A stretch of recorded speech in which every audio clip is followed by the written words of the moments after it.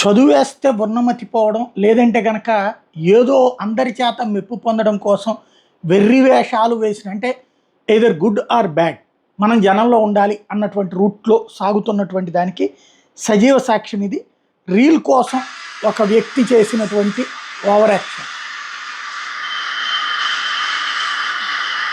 అర్థమైంది? అది రీల్ కోసం బస్సుకి అడ్డంగా పడుకుని, బస్సులో నిలువుగా పడుకుని, అంటే అతని పైనుండి ఇది రీల్ కోసం చేసింది. అది అతని దృష్టిలో సాహసం, అతని మిత్రుల దృష్టిలో సాహసం.